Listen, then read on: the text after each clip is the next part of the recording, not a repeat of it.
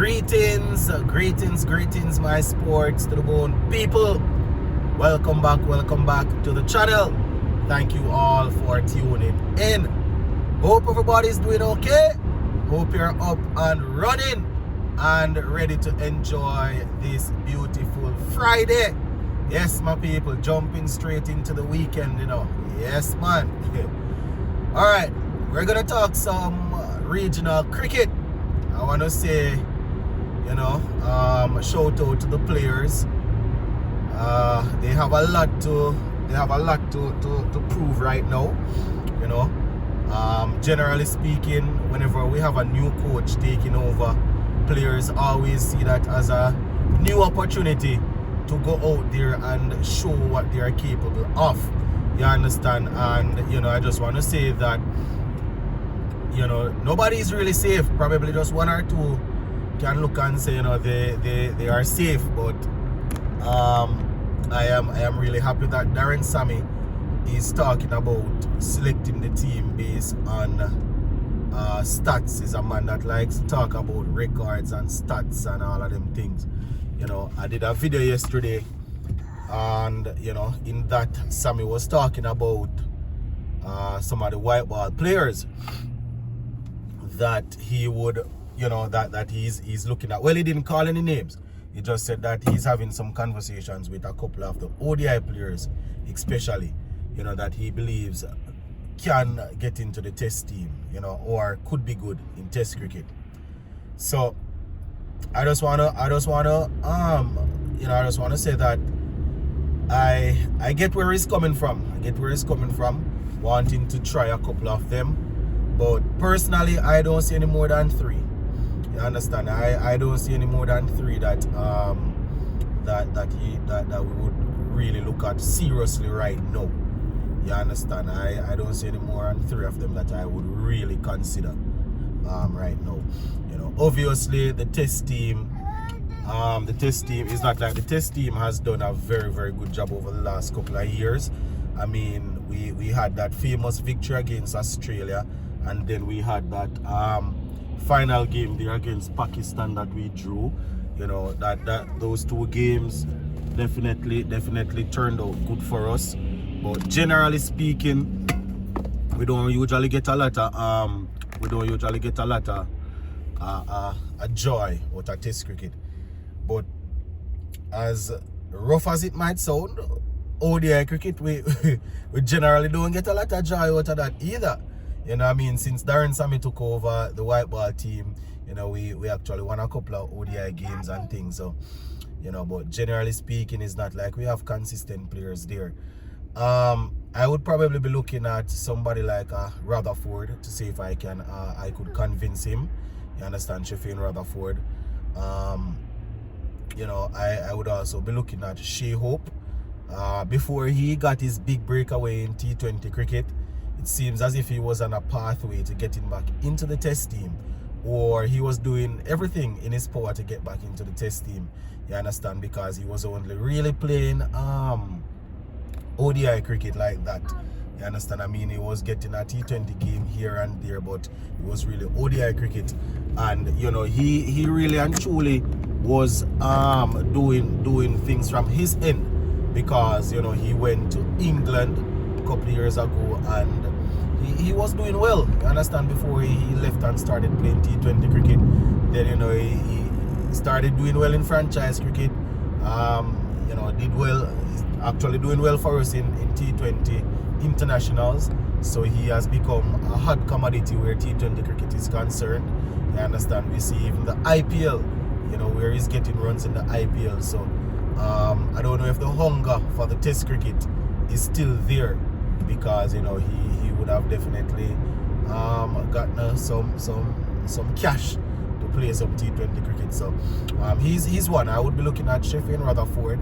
Hasn't really played a lot of cricket, red ball cricket, but based on his technique, based on what we have seen in a couple of the ODI games, he would be somebody that I would look at.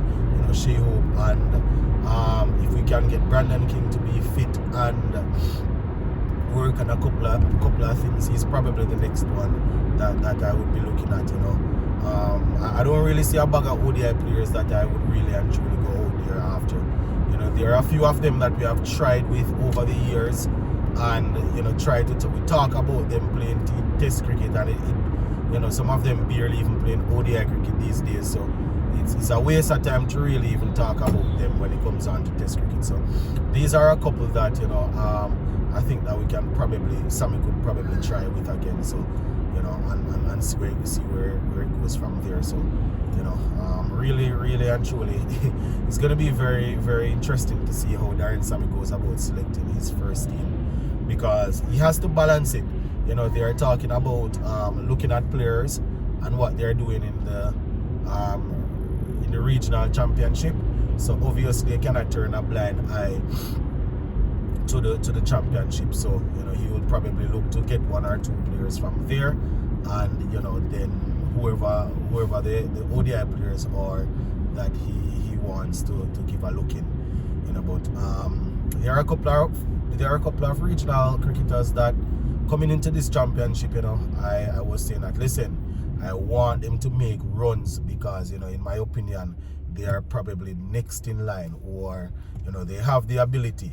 You understand? I have said it several times that I'm a huge fan of the youngster there from Guyana, Anderson.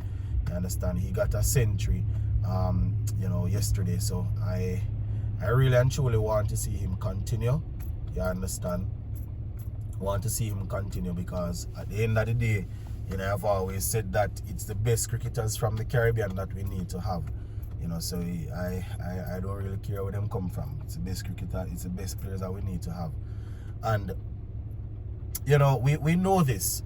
Scoring runs and taking wickets in the regional championship doesn't necessarily mean you're going to do the same at the international level.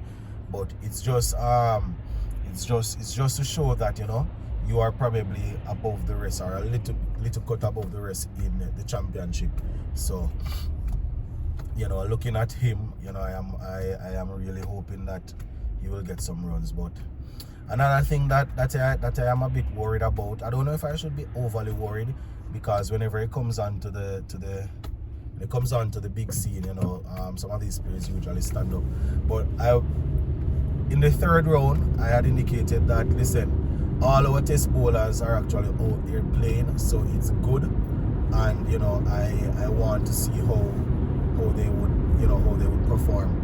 You know, I saw Alzari Joseph yesterday. You know, didn't manage to pick up any wickets. You know, remember, he's a senior pacer on the team. You understand? So, you know, one would hope that in this regional championship he would rise up and get some wickets. You understand? You know, Shamar Joseph, as we know, working his way back from injury. I think he played for Guyana in the third round. So, you know, really happy to see him coming back.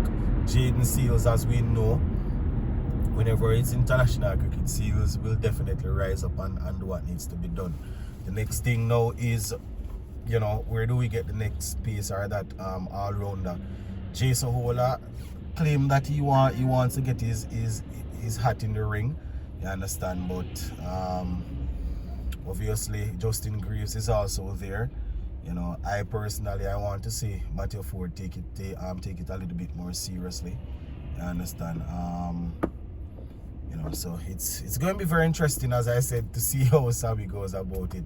You know, I don't envy that job at all. I definitely don't envy that job. But, you know, just wanted to say that, you know, the batsmen in the regional championship, a couple of them, they are being consistent. You understand? Joshua De Silva, who was rightfully dropped in my opinion. You understand? You know, he's doing it. He's going about it the right way. You understand? He's saying that he wants to get back in the team, but he's not behaving as if he's obligated, or if they should just pick him as a senior player. You know, he's scoring the runs. And for those who are saying that he's a specialist keeper, so why does he need to score runs? Tell him not to score any runs then, and just keep brilliantly behind the stumps. You understand? Tell him not to score any runs, because I'm 100% sure that he wasn't rotated out because of his keeping. You understand? So it's really good. It's really good to see him doing all of this. You know, whenever wicket keeping conversations come up, I always point to certain teams. They might have the best gloves man in the country that cannot get in the team because they have another specialist keeper that might not be as sharp with the gloves, but they will always chip in with a good 40, a good 50, or just bat with the tail end for a period of time. And this is something that we know that Joshua Da Silva is capable of. And you know, he's at a point in his career now where he needs to be trusted. You understand? He needs to be trusted to really make a difference in the team. Because as the vice captain, you know, if they are looking to move on from Craig Brathwaite, he would be the next, the man next in line to really take over the team. So, very happy to see him getting some runs, my people. Because at the end of the day, you understand, it's all hands on deck, all hands on deck. And as the tournament continues, I want to see impact. You understand, continue scoring runs. You know, we don't want to be a case now where one wicketkeeper scoring runs and the next one that is probably next in line not really doing it. You understand? We're really looking forward to seeing this, you know, he only makes our cricket stronger. It only makes our cricket stronger. So yeah, that's basically just a couple of things that I wanted to touch on. My people, you know, just want to say a shout out to all the Centurions in this round. You understand, so far, you know, it's good. It's good. As much as some people say that they are doing it against some bowlers that is probably not world class. But at the end of the day, you play the cricket that is in front of you, and hopefully when you get to the next level, you can adjust and improve. You understand? But the best way to start is to master what's in front of you. And I have said it several times. There are some fans out there that will tell you reel off a list of players that should be in the West Indies team all the time. And when they come up against mediocre cricketers at the regional level, not to be disrespectful, but when they come up against cricketers at the regional level that aren't strapped, they can't score a 50, they can't take a 4 or 5 wickets, but yet still they should always be in the West Indies team. Why? Why should they be? You understand? So the players that some people don't want to be in the team and they are performing at the regional level, as I said, the only thing you can do is play the cricket that is in front of you. When you get the opportunity, hopefully you can step up. You understand? And for the fans that believe that there are some players out there that should be always be in the team, that can't make them age or can't take a wicket, you know, I don't know how that goes, because at the end of the day, if you can't deal with regional players, you know, it's going to be very, very difficult to deal with international players. But anyway, I'm going to leave this one right here, so for now, my people. And later on, after the day's play, we will have a conversation. Big up on yourself, stay safe.